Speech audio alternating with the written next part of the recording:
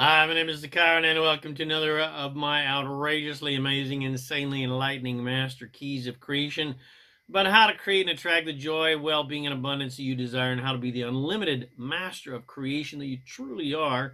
Literally make all your dreams come true, and you'll find tons more awesome, empowering videos, podcasts, articles, books, products, support, and guidance for you to become a conscious, amazing, deliberate creator of reality to easily create and attract the happiness, health, wealth, and abundance and freedom that you desire on my website at ZaKaiRan.com.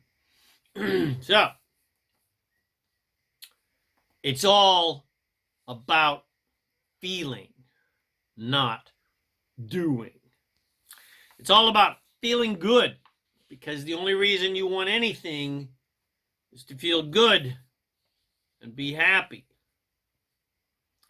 The only reason you are here on earth is for the joy of creation, to manifest your dreams into physical reality, and not to prove your worth, but just for the sheer joy and adventure of it. Now, most people believe that life is all about doing and accomplishing and proving success, and proving worth. They believe that life is about succeeding in life by how much money and toys you can accumulate, or to provide freedom to do what you want. And they believe life is about proving how good you are, or how spiritual you are, or how sexy you are, or how enlightened you are, or how pure you are, or moral, or etc., and how young you are, how fit you are, or how talented or smart or clever that you are. And we tend to value people of action and accomplishment and admire their tenacity and boldness, creativity against all odds.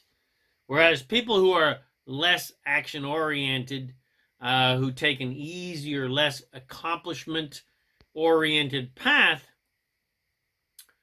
as a society, we tend to value and admire those people a lot less. We tend to view them as being worth less. The work hard and play hard ethic has certainly been the god to worship for at least a few millennia. But is action and accomplishment what life is really about? Because if you pick it apart and get to what is behind all of this action and success and accomplishment, what does anybody really want? Answer: to feel good. The only reason anybody wants anything is to feel good. People want to feel good about themselves. They want a joyful life. And for some, feeling good comes from what they do. For others, feeling good comes from what they don't do. For some, it's feeling good comes from what they have, what they've accomplished, what they've amassed. For others, it's who reject physicality and who somehow believe that it's more enlightened or pure to be, or spiritual to be, take vows of poverty and be poor. Well, feeling good supposedly is about being poor, but of course nobody feels good being poor. In other words, some people enjoy an easier, more simple path, where other people enjoy a more sort of busy path. As a classic example, our beloved hippies of the 60s and beyond that have, to a large degree, rejected the classic societal addiction to action and accomplishment and success. Well, they redefined success as being more connected to nature, being generally happy with more simple pleasures, embracing more of the sensual pleasures of life and nature and the spiritual pleasures and so forth.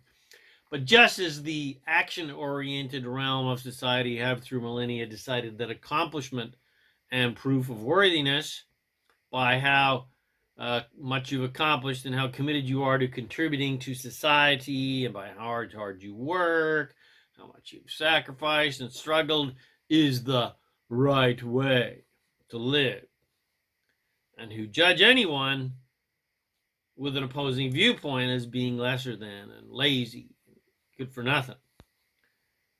So, do the more alternative oriented, quote unquote, hippie new age, so called radicals and revolutionaries and activists and new agers and other alternative spiritually oriented people have reciprocally decided that, well, their way is the right way. So which is the right way? More action, less action. And the people that have decided that less action, a more easy life, well, they often judge others with opposing views. Everybody's judging everybody else, and they feel the need to project their views upon others as more evolved and spiritual because I'm a vegan and because I'm a Buddhist, etc. So who's right? Are the more action-oriented, money-oriented, wealth-oriented, success-oriented people delivering this planet straight to hell with express postage? Or are the more ease-oriented, nature-loving hippies hindering technological evolution with their resistance? Are the action-oriented consumers of the planet really destroying nature? Or is there something else going on entirely that both sides of the fence are not really aware of? Because is the solution really to somehow de-evolve and become tribes of people living on the land again? I mean, I don't think so. I have no desire to live like a bloody native. We're way beyond that. We're way beyond that. Life is not about going back. It's always about going forward. Our natural way of being, our natural way of thinking as immortal creators is always forward, always move forward. I don't care how much you want to live in nature.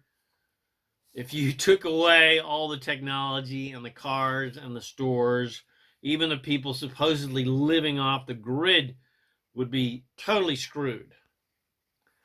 The point I'm making here is what you do and what you accomplish is immaterial, because the only reason anyone wants anything is to feel good, whether you're an action addict, money addict, success addict, or sort of anti-success addict.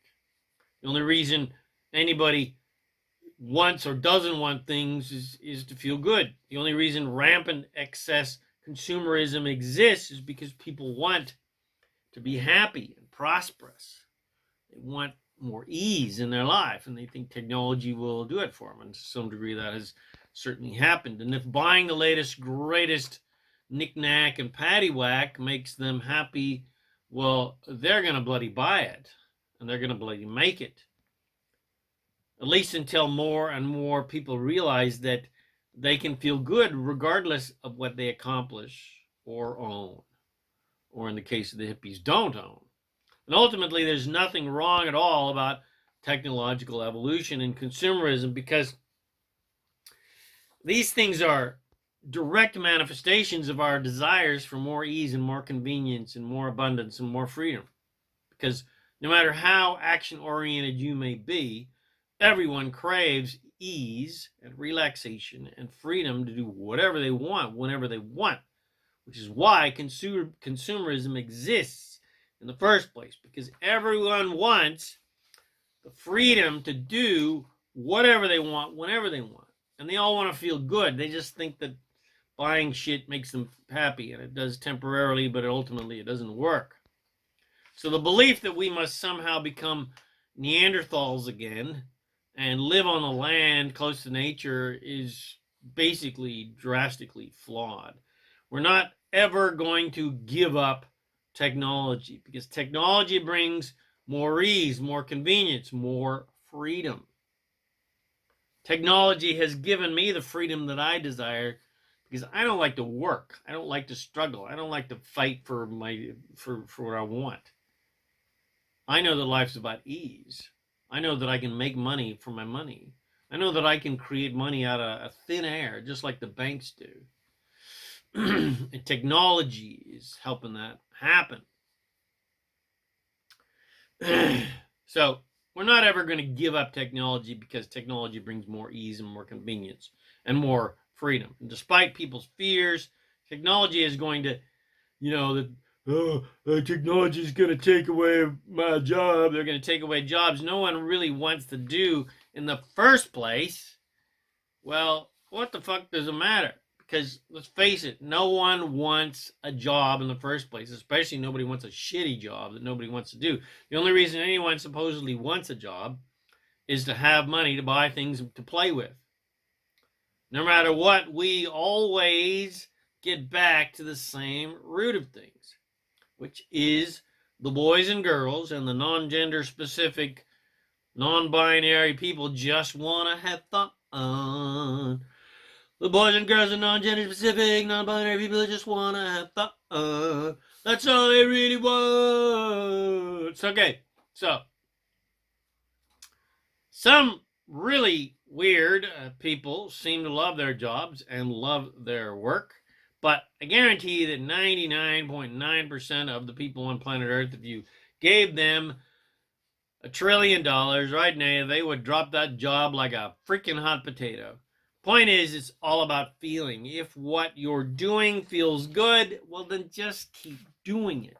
You're totally on the right track. But regardless of how amazing whatever you are doing is, even if you absolutely love your job or your career or your business or your life, you will always desire more and better, more and better, more and better, because we are all unlimited, immortal, eternal creators here for the joy of creation, which means we're here for the joy of desire. So technological advancement is absolutely inevitable. But a renewed appreciation of nature and our environment is also inevitable. Because source still exists, so to speak, always exists in nature. That's why we love animals so much. That's why we love nature so much. There's no disconnection between source and nature. We're the ones that have disconnected from source. Source hasn't disconnected from us. So, it's nice. That's why it's so nice to have pets and so nice to go out into nature, and why we love babies so much, because they're connected to source. So a renewed appreciation of nature and our environment is also inevitable, and that is obvious by how huge the travel industry is, which will always be the most rapidly growing industry on planet Earth. And anything related to finances where people have the ability to have more freedom. Case in point, in this day and age, cryptocurrency and other alternative ways of making money, because nobody wants a fucking job anymore. That and, alternative ways to create freedom, the alternative ways to make money, to facilitate more ease and more travel and more freedom and more fun and more joy and more feeling good, because that's all we want is to feel good. For some, feeling good comes from working hard and accomplishing shit, and buying shit, at least until that no longer satisfies them, because their belief structures change and evolve, or they just get bored with the last widget and, they just can't buy enough widgets to make them happy. And each new generation comes in with the evolved belief structures that their parents and their parents wanted to live, but weren't able to do. They weren't courageous enough. They weren't evolved enough. They didn't, evolve spiritually enough to live those desires because of societal pressure to maintain the status quo. They just didn't have the support they needed to do it. But nonetheless, our parents certainly desired the freedoms that we now experience, and ultimately created this freedom on planet Earth for us with their desires. Even if they're not necessarily living it or even consciously agreeing with it. They created it with their desires, and we just kind of stepped into it. Because whether they have the ability to admit it or not, everything that exists now was envisioned and dreamt of and desired by all the previous generations. And they created with their desires for freedom and more ease and more peace and more leisure and more prosperity and more fun and more fun and more fun. They didn't necessarily create it with their actions or because their actions were supposed to, you know, supposed to line with the status quo. But nonetheless, everyone created what exists today with their desires for more ease, more freedom, joy, and prosperity. Even though they don't know it, all of the alternative, more freedom-oriented ways to make a living, such as online businesses, network marketing businesses, even success at creative endeavors, as well as alternative financial systems and money systems, such as cryptocurrencies and investing, which are financial freedom opportunities that are available to everyone now, not just the elite and royalty. Well, this all exists because our parents generally desired more freedom in their lives and were disillusioned with the corruption and ineptitude of governments and banks and stock markets, et cetera, and who desired more fairness and honesty and ethics and morality from the systems that supposedly were designed to support society, not exploit them. The point is, evolution is inevitable and constant and never-ending. Improvement is 100% totally inevitable because everyone, including the supposed worst of the worst, most despicable humans ever to live on Earth, well, everyone wants to feel good and wants things to improve. That's why people do whatever they do is to feel good. They just sometimes do it in really fucked up ways. It's just, some people try to create that improvement with some, pretty gnarly ass actions, but nonetheless, everyone has no choice but to continually desire improvement for themselves and everyone. All the tyrants of earth, well, they all wanted improvement. Their idea of how to achieve that improvement and their specific beliefs of how that improvement should be were totally fucked up, for sure, but nonetheless, the point is everybody wants improvement and everyone wants more joy and more love and peace and prosperity, etc., even if it appears otherwise, because our natural state of being is pure joy, love, and abundance. And anything contrary to that is merely someone who was taught otherwise or who chose to believe otherwise because they were confronted by some sort of contrast of what they didn't like. And so instead of putting their attention on what they did like, they just kept focusing on what they don't like, which made them into bastard scumbags. But regardless of anyone's beliefs and their beliefs are not them. Your beliefs are not you. Anyone's beliefs are not them, because beliefs are just thoughts that you have thought about over and over and over again. And then that became solidified in your mind and sort of, and turned into a belief. And through the law of attraction, your continual thoughts that created a belief also attracted those thoughts to you, thusly solidifying your belief that that belief was true. In other words, whatever you believe, the universe will rearrange itself to accommodate your beliefs and prove to you that what you believe is true. Even if it is a complete and utter lie, whatever you believe will become the truth. The law of attraction ensures that it is, at least in your own mind, because then it'll show you evidence that it's true.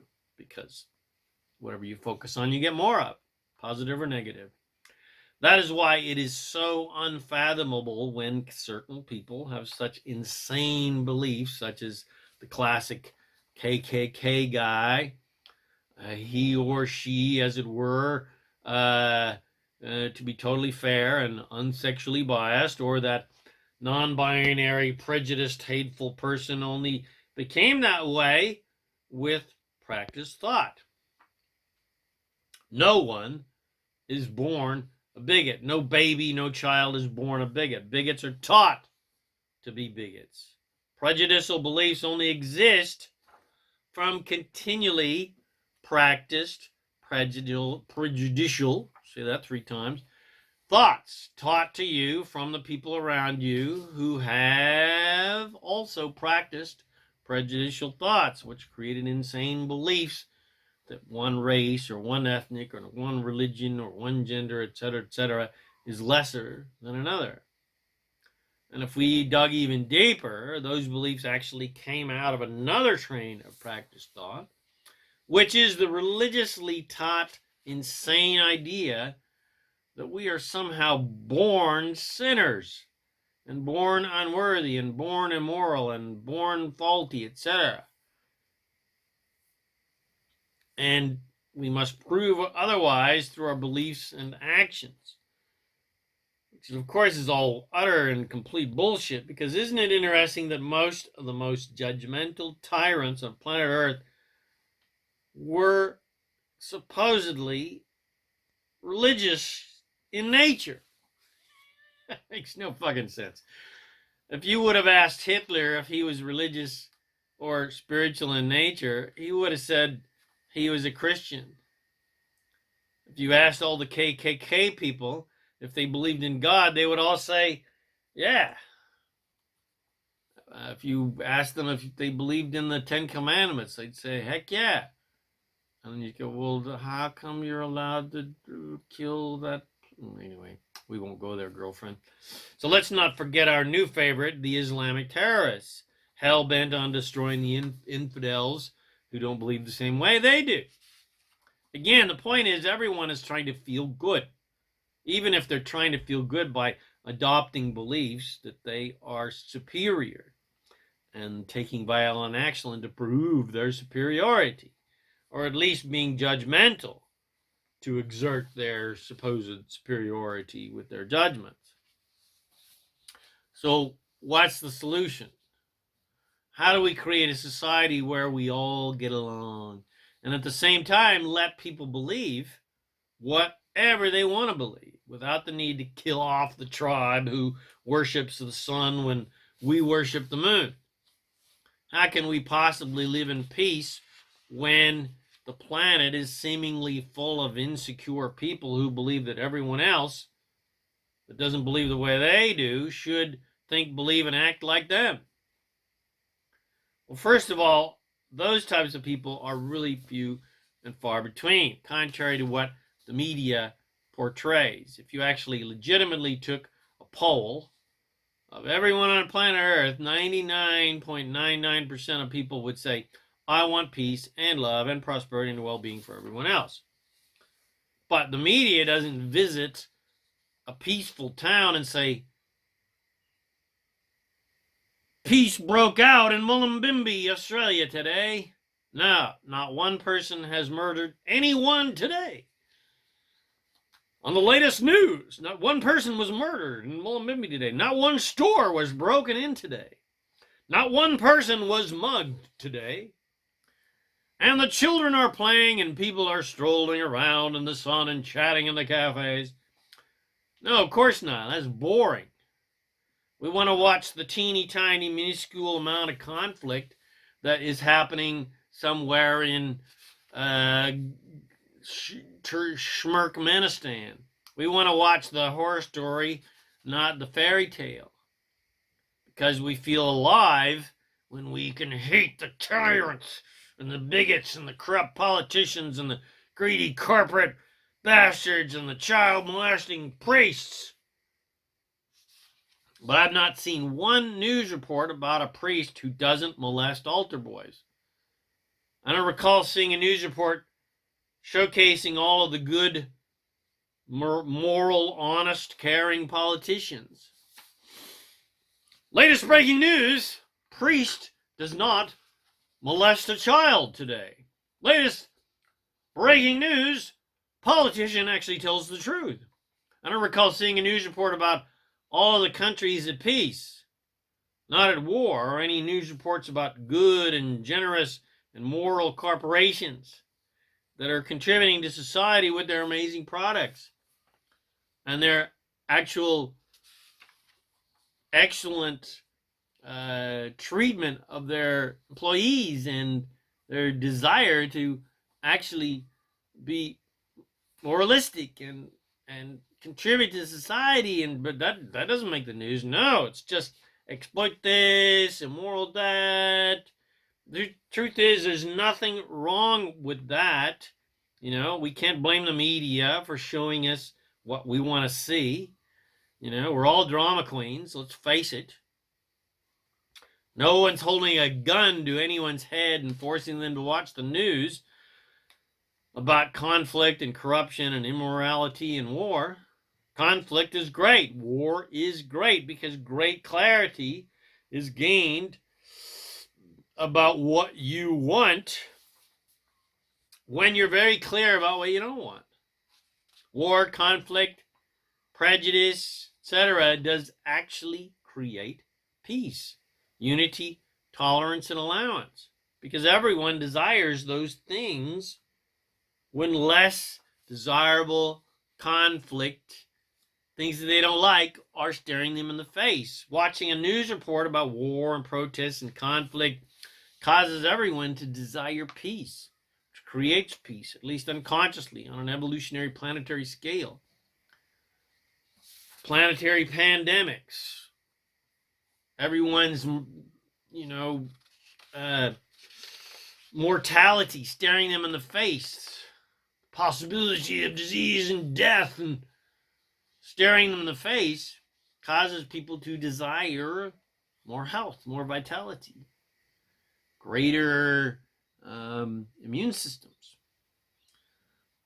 The next level of evolution for everyone is to consciously create it by not judging anyone, including the people that it is relatively impossible to not judge and hate for their supposedly despicable behavior. The key is to understand the big picture, to think like God does, to understand why people do fucked up things and understand that they're just hurting and bleeding and in pain because they feel disconnected from God's source.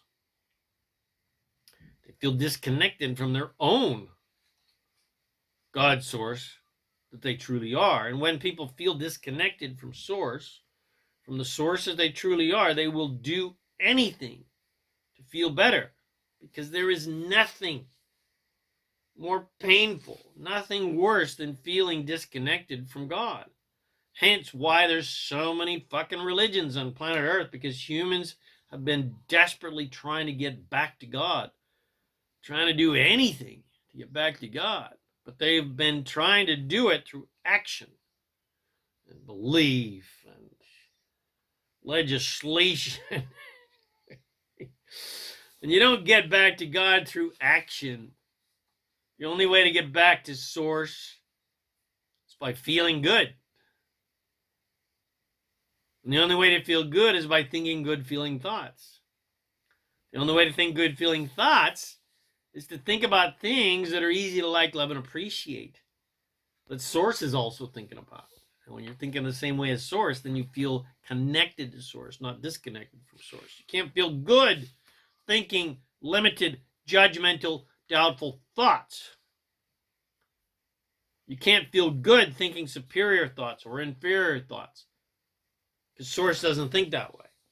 You can't feel good thinking about things that you don't like and don't want, because source only thinks about and focuses on and vibrates what you do want and you do like. So if you want to feel good, then you got to think like source does, which is 100% unconditional love, unlimited well-being, unlimited prosperity, abundance, infinite joy, and fun-oriented ways. And when you think in joyful, abundant ways, you feel good, because that is how God's source thinks. If you think in judgmental ways, and limited ways, and doubtful ways, and hurtful ways, and vengeful ways, and destructive ways, etc., well, you're going to feel like crap, because source, aka God, does not think that way, ever. So with that in mind, knowing that solves the timeless dilemma about how does God think? And how should we think if we want to be connected to God, if we want to be in alignment with God. And what is God? What is source? How should we be thinking and acting to be more like God? Well, the answer is obvious, because if God was as insecure and judgmental and jealous and wrathful and vengeful as the ignorant, uneducated religions portray him to be, well, then it would feel good to feel insecure and judgmental and jealous and wrathful and vengeful and take revenge on your enemies, but it doesn't. Those feelings may feel better temporarily than feeling depressed. It feels better to have vengeful thoughts than to feel unworthy and feel powerless and helpless. But nonetheless, ultimately, those feelings don't feel good because they're not a high enough vibration yet. Which means that if you feel bad because you're thinking bad feeling thoughts, you're thinking in a completely opposite manner to how God source is. The terrorist with dynamite strapped to his chest may feel powerful because he's going to blow up the infidels and feel some sort of degree of fucked up excitedness because he's going to go straight to heaven, supposedly, for his unselfish act of wanton destruction for Allah. Nevertheless, if you could get him to calm down for a second and get him to admit it, that he doesn't really feel good, and get him to admit how he actually feels, he would say, oh, well, I really feel like shit. So it's obvious how God's source really, really is, which is completely 100% unconditional love and joy, because as soon as you conditionally love someone, in other words, I will love you if you act this way, but hate you if you don't, well, you're going to feel like a big-ass pile of dino dung. So, have I drove my point through yet? Has it finally sunk into your thick skull? The only reason you and everyone else wants anything is to answer, feel good. Feel good. The only reason you want the money and the success and the lovers and the children and the jobs and the business and the fame and the awards and the admiration and the approval and to be saved or to get into heaven or etc. is to feel good. The only reason people want love from God is to feel good. And here's the final kicker. You 100% have the power and choice to think good feeling thoughts, to feel good right now. Regardless if you have the money or the honeys or the success or the fame or the awards or anything else that you want, you have the power to be happy now, regardless of what anyone else is doing on planet Earth, regardless of what anyone else is doing for you or not doing for you in your life, regardless of how much success and money and regardless of how much of the things that you've manifested that you believe are going to make you happy, you have the ability to get happy regardless. And in the same vein, you will actually manifest your desires into physical reality if you get happy first, because you got the creation 101 steps in the correct order, which is, you got it right, get happy first. Then you'll get what you want, because your joy, your happiness, your excitement, your satisfaction, before you've even got the goodies yet, attracts more things to you that are joyful and make you happy and satisfied and excited. as opposed to the improper order that most people futilely try and live their lives based upon, which is, when I get what I want, then I'll finally be happy. When I get the money and the honey and the freedom, then I'll finally be happy and I'll finally feel free. No, you've got to feel free first, and then you manifest the freedom. You got to feel love first, then you manifest the lover. Or, when I get to heaven, then I'll finally be happy. No, it's get happy, and then you feel heavenly.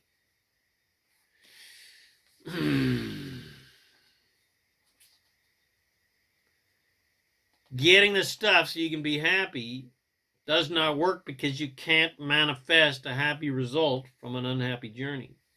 But when you finally get things in the proper order of get happy first, because happiness is all you want in the first place, well, then you got it right, baby. You cut out the middleman. And now you're living life in a truly self-empowered state of mastery. Then your life becomes truly satisfying and fulfilling, because you are actively and consciously engaging in life in unison with your divine purpose, which is joyful creation. The purpose of life is to have fun. The purpose of life is joy. The purpose of life is joyful creation. When you get that, you will then lead an absolutely fulfilling, exciting life, and prosperous life, and fun life, because you are consciously and deliberately creating your desires into your physical reality as the infinitely empowered creator you truly are. And that's when you really finally feel your worthiness. Not because you're getting some sort of admiration from somebody else, but because you realize your power as a infinite master of creation. So, I hope you enjoyed my outrageously amazing, insanely enlightening master key of creation.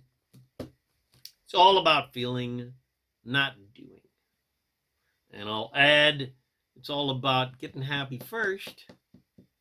Then you attract the goodies and the fun stuff that match your natural state of happiness and abundance. So if you got something from this, please comment, share with your friends. Bless them with these amazing teachings. And remember to subscribe to my YouTube channel. Come visit me at ZaKaiRan.com for more self-empowering goodies to help you become a conscious, deliberate creator of reality. My name is ZaKaiRan, and I help success-minded people, fun-oriented people, freedom-oriented people create the happy, abundant lifestyle you all and we all love. Thanks again for watching my video or listening to this podcast. And I wish you immense joy and abundance and tons of fun and lots of goodies and lots of sex and lots of fun adventures on your magnificent journey of divine creation. And of course, remember to make life a holiday.